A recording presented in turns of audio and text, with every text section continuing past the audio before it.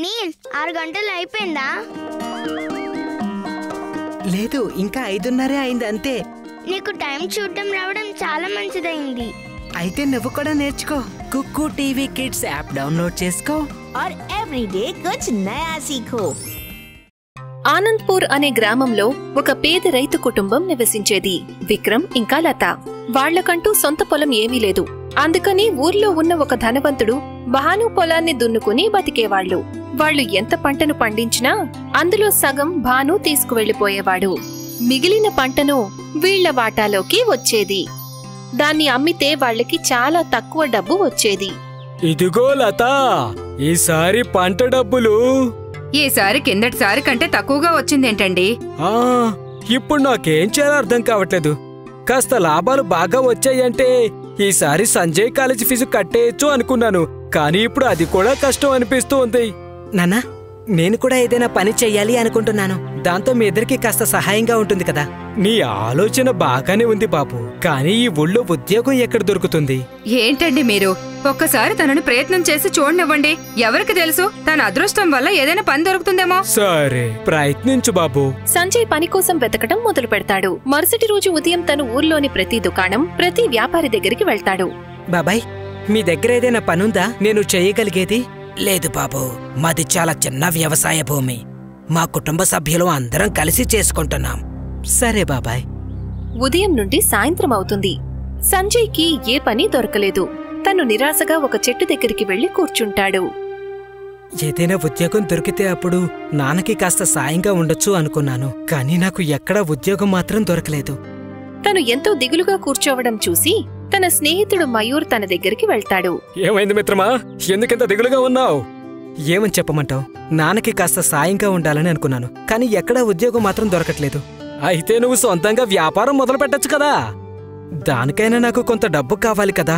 అదెక్కడుంది? దాందే ఉంది, భాను సేటు ఉన్నాడు కదా. అతను ఊళ్ళో అందరికీ సాయం చేస్తూ ఉంటాడు. నువ్వు అతని దగ్గర అప్పు తీసుకో, తర్వాత నెమ్మదిగా అతని అప్పు తీర్చేయచ్చు. ఈ ఉపాయం బాగానే ఉంది, కానీ నేను ఏ వ్యాపారం చేయాలి? మయూర్ అటూ ఇటూ చూస్తాడు. వాళ్ల ఊర్లో అన్నీ ఉంటాయి. అంతలో 2 ఆడవాళ్లు మాట్లాడుకుంటూ వెళ్తారు. ఈవేళ మనం తిన్న పానీపూరి చాలా బాగుంది కదా, కానీ ఆ పానీపూరి కోసం అంత దూరం వెళ్లి రావాల్సి వస్తుంది. పానీపూరి? మన ఊళ్ళో అన్నీ ఉన్నాయి, కానీ పానీపూరి కోసం మన గ్రామస్తులు పక్క గ్రామానికి వెళ్తున్నారు. ఈ ఉపాయం చాలా బాగుంది. పైగా పానీపూరి బండి కోసం ఎక్కువ డబ్బులు కూడా అప్పుగా తీసుకోనక్కర్లేదు. అరే, కేవలం 2000లో నీ పని అయిపోతుంది. పదా, మరైతే భాను సేట్తో మాట్లాడదాం. మయూర్ సంజయ్ని భాను సేటు దగ్గరికి తీసుకువెళ్తాడు. సేట్ గారు, సంజయ్కి కాస్త డబ్బు అప్పుగా కావాలి పానీపూరి వ్యాపారం పెట్టడానికి. పానీపూరి వ్యాపారం బాగానే ఉంటుంది. నిజానికి నేను కూడా పక్క ఊరికి వెళ్ళి వస్తున్నాను పానీపూరి తినడానికి. ఎంత డబ్బు కావాలి? అది 2000. అంతేనా? డబ్బులైతే నేను నీకిస్తాను, కానీ నాదొక షరతు. ఏంటా షరతు? నేను ఎప్పుడు నీ బండి దగ్గర ఉచితంగా పానీపూరీలు తింటాను. అలాగే సేట్ గారు. సంజయ్ ఏమాత్రం ఆలోచించకుండా సరే అంటాడు. మయూర్ సంజయ్ని చూస్తూనే ఉంటాడు. భానుసేట్ సంజయ్కి డబ్బులిస్తాడు. తర్వాత వాళ్ళిద్దరూ అక్కడి నుంచి బయలుదేరతారు. నువ్వతని షరతుకి ఎందుకు ఒప్పుకున్నావు? అతను డబ్బులిస్తా అన్నారు కదా, అందుకని. అయ్యో సంజయ్, ఆ సేటు ఎంత ఎక్కువగా తింటాడనేది నీకింకా తెలియదనుకుంటాను. ఊళ్ళో ఉన్న ప్రతి భోజనం బండి వాళ్ళకి అతనే అప్పిచ్చాడు. ఇప్పటి వరకు ప్రతి ఒక్కరూ అతనికి ఉచితంగానే భోజనం పెడుతున్నారు. ఈ బకాసుడు ఒకదాని తర్వాత ఒకటి తింటూనే ఉంటాడు. ఓరి నాయనో, ఇప్పుడెలా? ఇంకేముంది, ఏం జరగాలో అదే జరుగుతుంది. నువ్వు ముందు నీ వ్యాపారం అయితే మొదలుపెట్టు. మరుసటి రోజు ఉదయమే సంజయ్ ఊర్లో పానీపూరి బండిని పెడతాడు. పిల్లలు, పెద్దలు, ముసలివాళ్లు అందరూ సంజయ్ బండి దగ్గర పానీపూరి తినడానికి వస్తారు. మొదటి రోజు నుండి సంజయ్ సంపాదించటం మొదలు పెడతాడు. తను చాలా సంతోషిస్తాడు. కానీ తన సంతోషాలను మాయం చేయడానికి భానుసేట్ అక్కడికి వెళ్తాడు. ఎదుగో సంజయ్, వెంటనే ఒక ప్లేటు పానీపూరి ఇవ్వు. కారంగా ఉండాలి. అలాగే. సంజయ్ భానుసేట్కి ఒక ప్లేట్ పానీపూరి ఇస్తాడు. భానుసేట్ దాన్ని వెంటనే తినేస్తాడు. మరొక ప్లేట్ ఇవ్వు. సంజయ్ మరో ప్లేటు ఇస్తాడు. తర్వాత 3వ ప్లేటు, తర్వాత 4వది.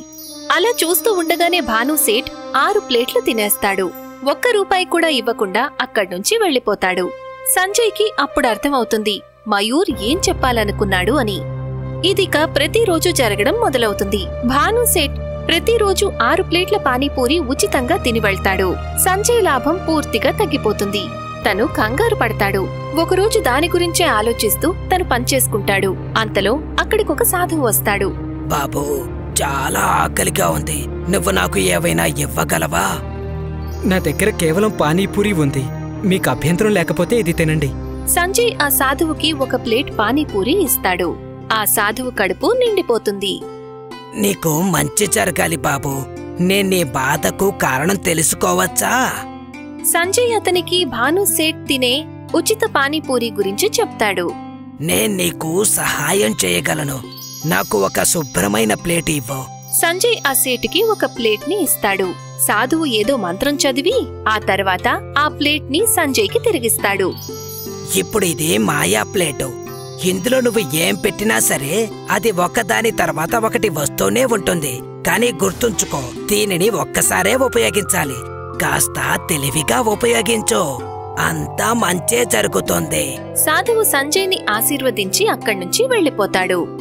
కాసేపటి తర్వాత భాను సేట్ వస్తాడు. సంజయ్, ఒక ప్లేటు పానీపూరి ఇవ్వు బాబూ. సేట్ గారు, నేను మీకోసం ఒక ఛాలెంజ్ ఆలోచించాను. నేను మీకు ఒక ప్లేట్ పానీపూరి ఇస్తాను. మీరు నాకు ప్లేటు ఖాళీ చేసి చూపించాలి. ఒకవేళ మీరు గనక ఈ ఛాలెంజ్లో గెలిస్తే నేను జీవితాంతం మీకు మీ కుటుంబానికి ఉచితంగా పానీపూరి ఇస్తాను. అంతేకాకుండా మీ అప్పుని నేను 2 వడ్డీతో తిరిగిస్తాను. అలాగా?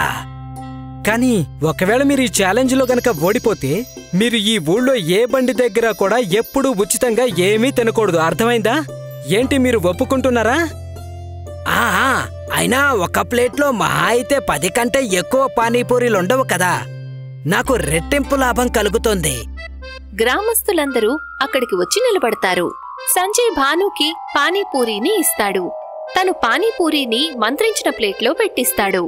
భాను ఒకదాని తర్వాత ఒకటి పానీపూరి తింటూనే ఉంటాడు. కాని ఆ చోట మళ్లీ కొత్త పానీపూరి వస్తుంది.